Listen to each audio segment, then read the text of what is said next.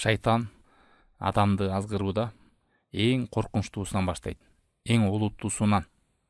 Эгер ошодон адам оолак болуп алыстап кетсе, андан кийинкилерден баштайт.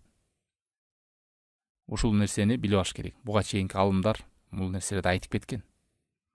Шайтан адамды эң чоң кечирилгис күнөөдөн, капырчылыктан, ширктен, ушундай жолдордон баштайт. Биринчиси капырчылык жана ширк. Себеби адам капырчылыкка түшкөндөн, ширкке түшкөндөн кийин бул Аллахка жана Аллахтын элчисине каршылык көргөзүү. Аллах Тааламдын буйругунан, пайгамбар саллаллаху алейхи вассаламдын жолунан тайып кеткен жол. Капырчылык, ширкке түшүү жол.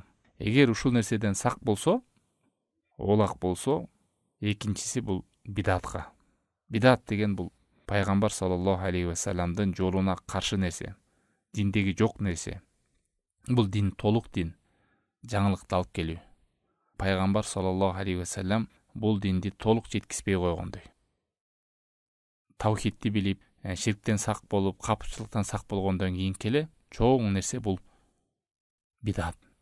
Таухид менен Аллах Тааламдын акысын берип, Аллахтын акысын буза турган ширктен, капырчылыктан сак болгондон кийин эле экинчи акы бул Аллах Тааламдын элчиси.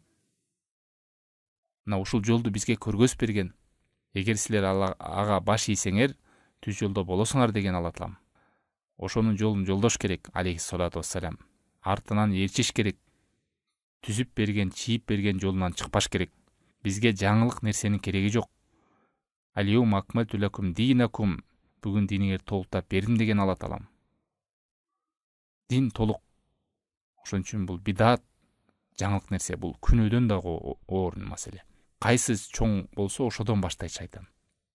Кылымдан бери келаткан шайтан билет кайсы нерседен азгырыш керек экен, кайсы олуттуу экен. Анан адам бидаттан да сак болсо, үчүнчү чоң азгырык бул адамды чоң күнөөгө салуу, чоң күнөөлөргө, фасыктыкка, чоң күнөөлөргө, ушу Аллахтын азабы, каары, ачуусу, кыяматта ошонун артынан тозокко түшүшү, убактылуу болсо дагы, адам өлтүрүү, арак ичүү, чоң күнөөлөр, зына кылуу, мына ушундай чоң күнөөлөргө салат. Анан эң таң калыштуусу карасаңыздар, айрым адамдар ширк кылса адамдын жүрөгү сезип чочубайт, ал эми күнөөнү укканда адам чочуйт. Туура алда эле адамдын үрөйүнө учура турган нерсе, бирок Аллахтын акысын тебелөө андан да чоң күнөө. Пайгамбар саллаллаху алейхи вассаламдын акысын тебелеп бидат кылуу андан да чоң нерсе. Мартабаларын көрдүңүзбү? Шайтан кандай жол менен келатканын.